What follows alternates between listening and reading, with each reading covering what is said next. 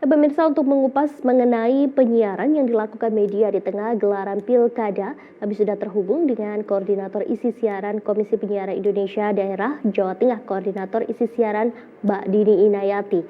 Apa kabar Mbak Dini? Terima kasih sudah bergabung bersama kami di Metro News. Ya, apa kabar? Assalamualaikum.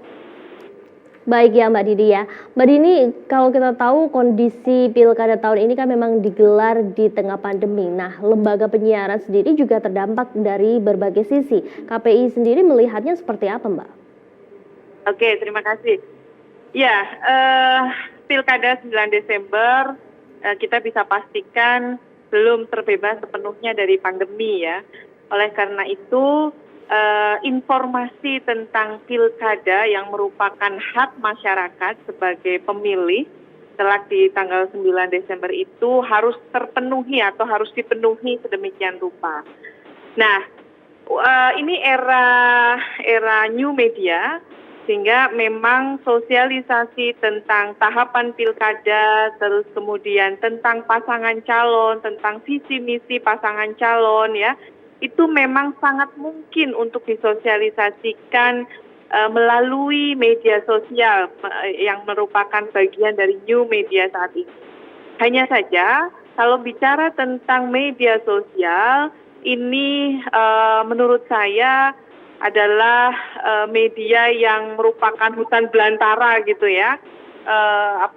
Semua masyarakat, semua personal itu merupakan penyiar yang bisa menginformasikan apapun. Oleh karena itu, Komisi Penyiaran Indonesia Daerah Jawa Tengah mendorong kepada lembaga penyiaran, dalam hal ini adalah televisi dan radio, untuk berkontribusi lebih aktif memberikan informasi yang akurat gitu. Sehingga harapannya masyarakat tidak hanya mengandalkan informasi melalui media sosial gitu ya, yang tadi tidak bisa kita sepenuhnya meminta pertanggungjawaban agar informasi di media sosial itu semuanya harus akurat gitu ya. Kalau di media penyiaran, televisi dan radio, diharapkan informasinya adalah informasi yang benar-benar bisa dipertanggungjawabkan ya, karena televisi dan radio ini diatur sedemikian rupa dengan undang-undang penyiaran yang kemudian ada aturan yang lebih teknis, yaitu pedoman perilaku penyiaran dan standar program siaran ya. Sehingga sekali lagi harapannya lembaga penyiaran aktif memberikan informasi untuk pemenuhan hak masyarakat mendapatkan informasi tentang pilkada, dan masyarakat juga diharapkan tidak hanya mengandalkan media sosial sebagai sumber informasi terkait dengan pilkada. Ya, karena masa pandemi sekali lagi sangat terbatas untuk pertemuan tatap muka antara penyelenggara pemilu melakukan sosialisasi maupun pasangan calon untuk melakukan sosialisasi. Sehingga salah satu yang bisa kita andalkan adalah media penyiaran. Jadi itu yang seringkali kami tekankan kepada masyarakat maupun lembaga penyiaran terkait dengan pilkada. Baik, artinya di sini lembaga penyiaran seperti TV maupun juga radio diharapkan dapat menjadi filter dari informasi yang beredar luas di media sosial. Namun tentunya lembaga penyiaran ini sendiri juga harus ada batasan-batasan yang harus dipatuhi ya Mbak. Apa saja sebenarnya batasan-batasannya? Ya, tentu kalau bicara pilkada, selain aturan tentang penyiaran, P3SPS ya, pedoman perilaku penyiaran dan standar program siaran, kita harus merujuk kepada aturan teknis tentang pilkada itu sendiri, yaitu peraturan KPU gitu ya. Nah, kalau terkait dengan pemberitaan, sebetulnya guidance umumnya adalah berimbang ya, adil dan berimbang ya. Jadi tidak berpihak kepada pasangan calon tertentu, kemudian memberikan informasi yang akurat ya, tidak mempropaganda, ya itu guidance untuk pemberitaan. Jadi etika jurnalistik ini tetap menjadi pedoman utamanya.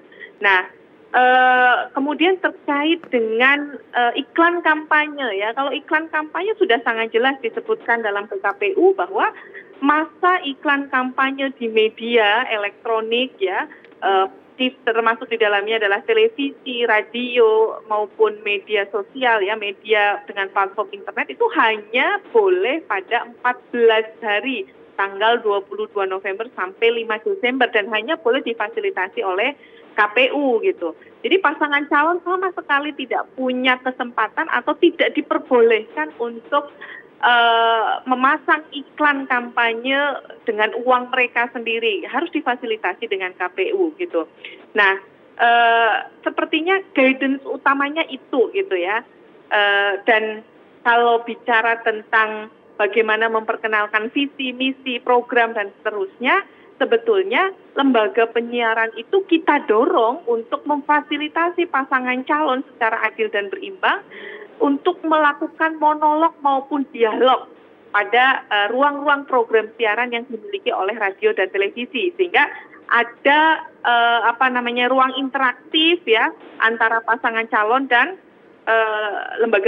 dengan pasangan calon dengan masyarakat yang menyaksikan acara lembaga penyiaran gitu. Baik, untuk kemudian mengantisipasi ketidakberimbangan yang dikhawatirkan oleh KPI ini, kemudian bagaimana pengawasannya, Mbak? Apakah hingga saat ini sudah ada dugaan pelanggaran yang terjadi dan lalu apa saja nanti sanksinya? Ya, kami di tingkat pusat maupun di tingkat provinsi membentuk gugus tugas pengawasan penyiaran dan iklan kampanye ya, pemberitaan penyiaran dan iklan kampanye Pilkada 2020 ya. Gugus tugas kalau di pusat itu KPU, Bawaslu, KPI dan Dewan Pers. Kalau di provinsi kami tiga lembaga ya, ada KPU, Bawaslu dan KPID. Nah, kami selalu bersinergi dalam pengawasan ini. Kalau di KPID sendiri punya sistem pemantauan day to day ya, bahkan menit per menit ya, untuk memantau lembaga penyiaran secara intens gitu. Kami punya tools penilaian, kita punya tools analisis ya, sehingga kami bisa menilai mana yang berimbang, mana yang tidak berimbang gitu ya. Dan kemudian kami bersama Bawaslu, bersama KPU juga melakukan pengawasan secara periodik kepada lembaga penyiaran, bahkan turun sampai ke lapangan. Nah, kalau Bawaslu ini kan punya struktur ya pengawasan sampai di tingkat TPS gitu. Gitu. Jadi mereka Bawaslu sering sekali memberikan laporan atas dugaan pelanggaran yang dilakukan oleh lembaga penyiaran terkait dengan pemberitaan kebutuhan kampanye ini. Baik, terima kasih Koordinator Isi Siaran Komisi Penyiaran Indonesia Daerah Jawa Tengah, Dini Inayati telah bergabung bersama kami. Selamat beraktivitas kembali.